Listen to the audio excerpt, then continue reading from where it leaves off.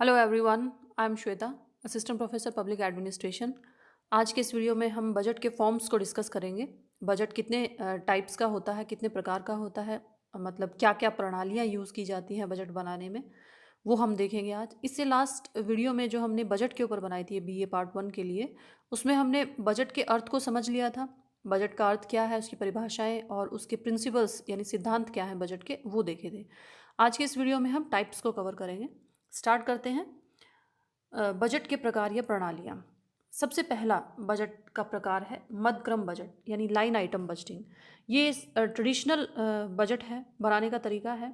इस तरह की बजट प्रणाली जो विकसित हुई थी वो 18th और 19th शताब्दी में हुई थी, यानी 18वीं 19वीं शताब्दी में विकसित हुई थी। इस बजट में इसको कन्वेंशनल बजटिंग भी कहा जाता है। इस बजट में सबसे पहली चीज़ क्या आती है, इसमें एम्फेसिस आइटम्स के ऊपर होता है, ऑब्जेक्ट्स के ऊपर होता है, विदाउट हाईलाइटिंग इट्स पर्पस। यानी कि जो किसी आइटम पर, किसी मद पर क्या खर्च किया जाना है वो शो किया जाता है। यानी मद लिखी जाती है, क्या मद है और उसके ऊपर कितना एक्सपेंडिचर किया जाएगा, खर्चा किया जाएगा, बिना उस खर्चे के उद्देश्य को सामने लाए। यानी वो जो खर्चा किया जा रहा है, मान लीजिए किसी एक आइटम पर 100 रुपये खर्च किए जा रहे हैं, तो आइटम का नाम लिखा जाता है कि किस चीज़ पर किए जा रहे हैं, और खर्चा लिखा जाता है कि इतने रुपए खर्च किए जा रहे हैं या इतने रुपए आवंटित किए जा रहे हैं। बजाय उसकी जो आइटम है उसका उद्देश्य सामने नहीं लाया जाता कि वो किस पर्पज़ के लिए वो बजट पर खर्च किया जा रहा है, या उसको बजट में किस वजह से, किस पर्पज़ के लिए ऐड किया गया है। ऐसा फाइनेंशियल टर्म्स में नहीं आता, सिर्फ और सिर्फ उसका खर्चा और मद आती है। यानी कि मध्यक्रम बजटिंग इसको इसीलिए कहा गया है कि इसमें object wise, line wise classification होती है ये मद की, और उसके सामने जो खर्चा किया जाएगा उसकी। यानी कि बजट को मध्यक्रम वर्गीकरण के अर्थों में प्रस्तुत किया जाता है। इसमें जो इस प्रणाली के अंतर्गत जो विधायिका है, यानी जैसे केंद्र की बात करें, संसद है, विधायिका द्वारा मद विशेष पर स्वीकृत धनराशि है जो, उसका उपयोग सिर्फ उसी मद पर किया जाएगा, ये सुनिश्चित किया जाता है। यानी बजटिंग का उद्देश्य क्या है, विधायिका द्वारा कार्यपालिका को जो स्वीकृत धन दिया जाता है उसकी बर्बादी ना हो, आय व्यय का दुरुपयोग ना हो। मतलब जो भी अगर अलॉट किया गया है किसी मद पर कोई राशि, तो वो उसी मद पर खर्च की जानी चाहिए और उसी तरीके से खर्च की जानी चाहिए, ये सुनिश्चित करता है ये जो तरीका है। यानी कि इस बजटिंग में एकमात्र उद्देश्य है धन की जवाबदेही। क्योंकि हम सभी जानते हैं जो बजट है वो संसद द्वारा पारित किया जाता है। उस प्रोसेस को आप नेक्स्ट वीडियो में देखेंगे कि बजट कैसे पारित होता है। तो वो बजट तब जिस पर्पस के लिए संसद ने, कार्यपालिका यानी सरकार यानी शासन को दिया है, वो उसी तरीके से खर्च होना चाहिए। यानी धन की जवाबदेही सुनिश्चित करता है ये तरीका। इसको हम मध्यक्रम बजट को हम इंक्रीमेंटल बजटिंग भी कहते हैं, वर्धनशील बजट। यानी इसमें जो धन का आवंटन हुआ है, एलोकेट हुई है जो धनराशि, जो अमाउंट एलोकेट हुआ है किसी मद पे या किसी प्रोग्राम या स्कीम पर, उसको इंक्रीमेंटल आधार पर उसकी पहचान की जाती है। यानी मान लीजिए किसी आइटम पर 100 रुपये खर्च होने हैं, तो हो सकता है कि अगले साल उस आइटम पर 110 रुपये खर्च हों, या 120 रुपये खर्च हों, या उसकी धनराशि कम भी हो सकती है। तो ये इंक्रीमेंटल बजटिंग है। यानी कि उस स्कीम को ख़त्म नहीं किया जाता, बल्कि उस पर इंक्रीमेंट दे कर के उस पर बजटिंग की जाती है। 100 से 110 भी हो सकता है, 105 भी हो सकता है, जैसी रिक्वायरमेंट हो। तो इसे हम इंक्रीमेंटल बजटिंग भी कहते हैं। नेक्स्ट आता है निष्पादन बजट यानी परफॉर्मेंस बजटिंग। परफॉर्मेंस बजटिंग के ऊपर कॉम्पिटिटिव एग्जाम में काफ़ी क्वेश्चंस आते हैं। सबसे पहला क्वेश्चन आ जाता है कि ये बजट की शुरुआत कहाँ हुई थी। तो निष्पादन बजट संयुक्त राज्य अमेरिका में इसका जन्म हुआ था, और इसे फंक्शनल और एक्टिविटी बजटिंग भी कहते हैं। यूजीसी नेट में भी इस पर कई बार क्वेश्चन आया है कि परफॉर्मेंस बजटिंग को और किस नाम से पुकारा जाता है। तो इसे फंक्शनल यानी कि क्रियाशील, और एक्टिविटी यानी कि कार्यकलाप बजटिंग भी कहा जाता है। इस जो निष्पादन बजट शब्द है, इसको सबसे पहले किसने यूज़ किया था, किसने बनाया था, ये भी एक क्वेश्चन आता है। तो इसे सबसे पहले हूवर कमीशन ने 1949 में बनाया था। हूवर कमीशन 1949 में। तो संयुक्त राज्य अमेरिका में जन्म हुआ था परफॉर्मेंस बजटिंग का, और हूवर कमीशन ने ये शब्द गढ़ा था। तो इसकी जो लागू किया था इस बजट को संयुक्त राज्य अमेरिका में, यूएसए में, वो वहाँ तब के राष्ट्रपति ट्रूमैन द्वारा इसको 1950 में लागू किया गया था। यानी कि परफॉर्मेंस बस्टिंग जो है ये यूनाइटेड स्टेट्स ऑफ अमेरिका की देन है। तो इसमें क्या होता है, इसमें लाइन आइटम बजट के विपरीत क्या किया जाता है, जो उद्देश्य है खर्चे का उस पर बल दिया जाता है। यानी कि जो प्रोग्राम्स हैं, जो प्रोजेक्ट्स हैं, उन पर बल दिया जाता है। फंक्शंस हैं, प्रोग्राम्स हैं, एक्टिविटीज़ हैं, वो किस वजह से की जा रही हैं, यानी उनका उद्देश्य क्या है बजाय खर्चे के। उन पर कितना खर्च किया जाना है ये तो है, लेकिन सबसे ज़्यादा ध्यान दिया जाता है कि वो उन जो प्रोग्राम्स हैं उनका उद्देश्य क्या है, वो किस वजह से अस्तित्व में आई हैं। ये इस प्रणाली की एक मुख्य विशेषता है, ये उसको जाहिर करती है, सामने लेके आती है। यानी कि ये प्रत्येक कार्यक्रम और गतिविधि की जो वास्तविक और वित्तीय पक्ष है उसको सामने रखती है। यानी कि इनपुट और आउटपुट जो है उसमें एक रिलेशनशिप को बताती है कि क्या होने वाला है।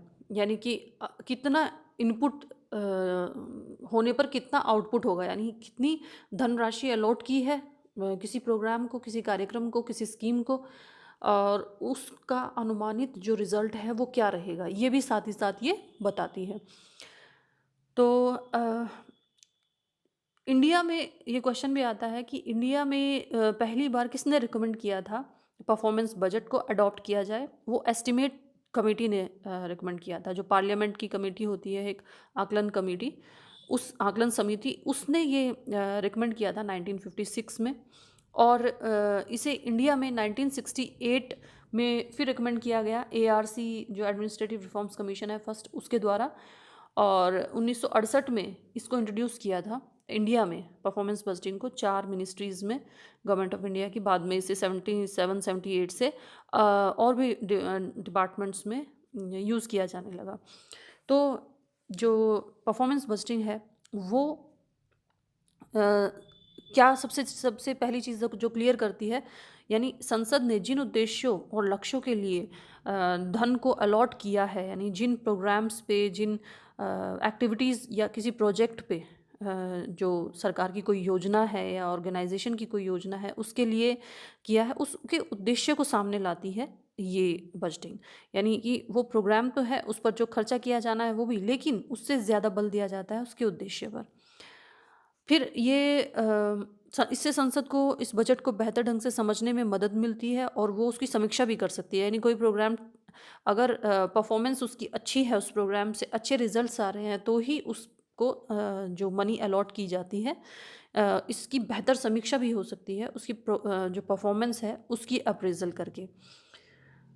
ये एक चीज़ और सरकार के जो सभी स्तर हैं उस पर निर्णय निर्माण की प्रक्रिया को भी आसान कर देती है। साथ ही साथ ये जो लेखा परीक्षा होती है, जो निष्पादन का तरीका है, उसको और उद्देश्यपूर्ण बना देती है। यानी कि जो ऑडिटिंग है उसको मोर पर्पसफुल और इफ़ेक्टिव बनाती है परफॉर्मेंस बजटिंग। तो इसीलिए इसका महत्व भी ज़्यादा बढ़ जाता है इस तरीके का। फिर आती है कार्यक्रम बजटिंग यानी प्रोग्राम बजटिंग। प्रोग्राम बजटिंग में क्या चीज़ है? प्रोग्राम बजटिंग PPBS यानी कि प्लानिंग प्रोग्रामिंग बजटिंग सिस्टम, जो कि यूएसए में ही ओरिजिनेट हुआ था। फर्स्ट टाइम प्रेसिडेंट वहाँ के जॉनसन ने 1965 में इसको इंट्रोड्यूस किया था, यानी कि लेकर के आए थे। और 1971 में इसको छोड़ भी दिया गया था इसको अपनाने के बाद। लेकिन ये क्या कहती है हम इससे समझेंगे। इस प्रणाली में नियोजन यानी जो प्लानिंग है उसको बजटिंग के साथ साथ चलाया जाता है।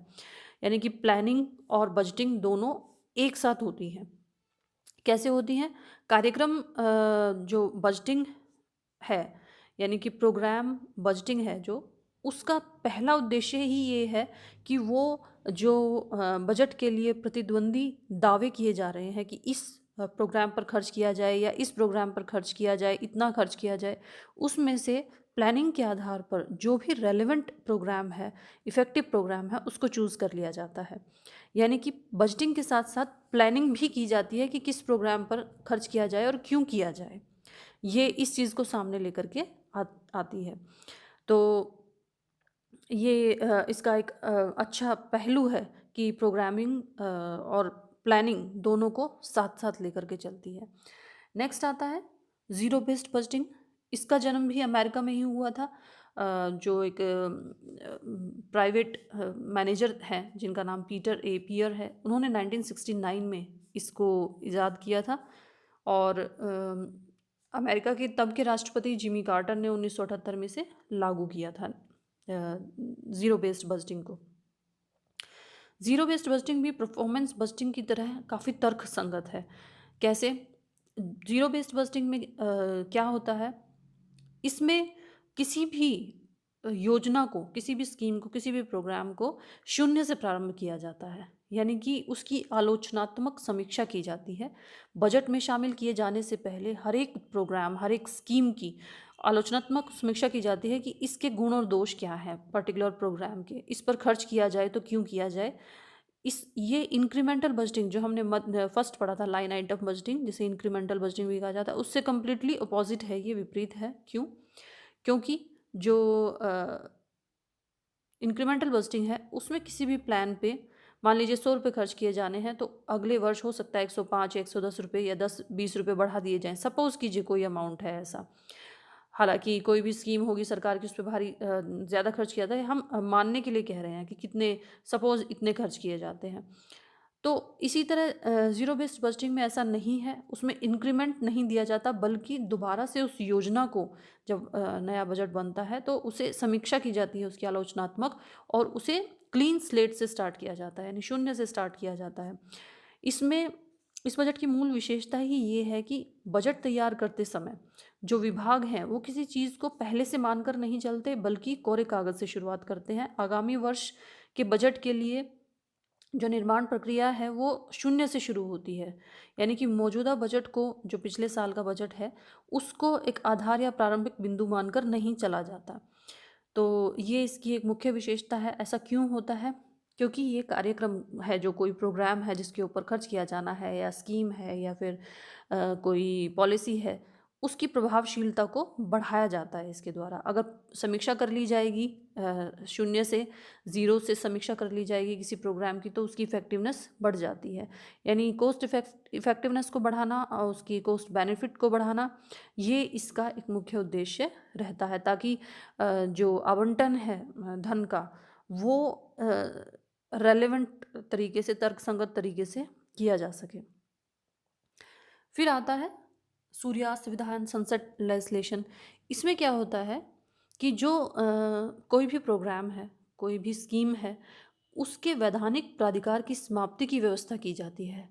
कैसे? कोई टाइम पीरियड देकर के, यानी समय सीमा तय कर दी जाती है सरकारी कार्यक्रमों की, कि एक सरकारी कार्यक्रम इतने दिन चलेगा या इतने समय चलेगा, उसके बाद वो स्वतः ही समाप्त मान लिया जाएगा। उस सीमा, जब वो समय उसका ख़त्म हो जाएगा, जब तक कि विधायिका, यानी कि जो संसद है, अगर केंद्र की बात करें तो, राज्य की बात करें तो विधानसभा, तो जो विधायिका है उसके द्वारा अगर उस प्रोग्राम को दोबारा से शुरू ना किया जाए, तो उसे अपने आप ख़त्म मान लिया जाएगा जैसे ही उसका समय ख़त्म होता है।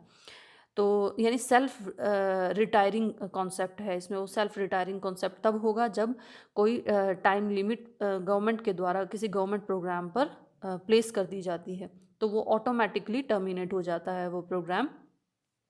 इससे होता क्या है? इससे जो गवर्नमेंट एक्सपेंडिचर है उसमें इकॉनमी आती है, यानी कि मितव्ययता आती है। जो सरकारी खर्चा है, अननेसेसरी, अनावश्यक रूप से जो गवर्नमेंट एक्टिविटीज़ हैं वो बढ़ती नहीं चली जाती। देखा जाता है कि ये एक्टिविटी इतने समय के लिए काफ़ी है, तो उतने समय बाद वो एक्टिविटी बंद कर दी जाती है, वो प्रोग्राम बंद कर दिया जाता है, और जो फाइनेंशियल रिसोर्सेज हैं, यानी कि वित्तीय जो संसाधन है, वो दूसरे नए प्रोग्राम्स के लिए यूज़ में लाए जाते हैं। तो ये इसका एक मुख्य उद्देश्य रहता है। तो हमने एक संक्षिप्त रूप में देखा लाइन आइटम बजटिंग क्या है, परफॉर्मेंस बजटिंग क्या है, प्रोग्राम बजटिंग क्या है, और ज़ीरो बेस्ड बजटिंग और सनसेट लेजिस्लेशन क्या है। इससे नेक्स्ट वीडियो में हम फॉर्मुलेशन ऑफ बजट, यानी बजट कैसे बनाया जाता है और उसका इनेक्टमेंट कैसे किया जाता है, उस पर एक वीडियो करेंगे। आज के लिए इतना ही। Thank you.